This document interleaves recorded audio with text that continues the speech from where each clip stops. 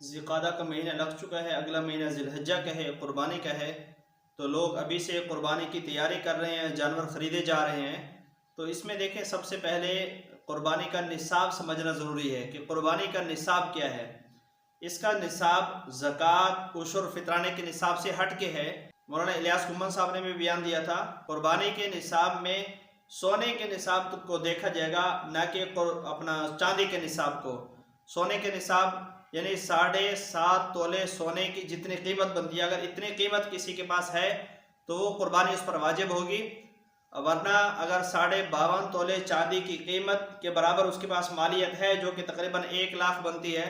تو 1 لاکھ 1,05,000، تو اتنی اگر رقم ہے کسی کے پاس تو اس پر زکوٰۃ تو واجب ہوگی، لیکن قربانی اس پر واجب نہیں ہوگی، کیونکہ دونوں کا مقاصد الگ الگ ہے۔ قربانی کا مقصد احراق الدم ہے، جانور کا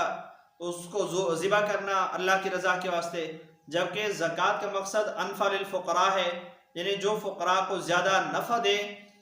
تو وہ فقراء کے لیے ہوتی ہے۔ تو اس میں پھر چاندی کے نصاب کو دیکھا جاتا ہے، کیونکہ وہ سونے کے نصاب کی نسبت جلدی پہنچتی ہے نصاب کو،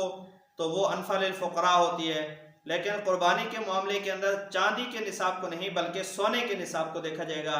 اور باقی بعض لوگوں کے ہاں یہ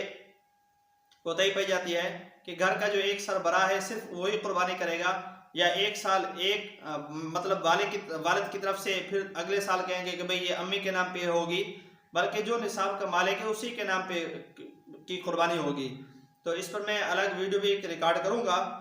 جس میں تفصیل کے ساتھ بتاؤں گا کہ بھئی اگر گھر کے اندر زیادہ افراد اکٹھے ساتھ چند بھائی رہ رہے ہیں تو ان میں قربانی کس پر واجب ہوگی۔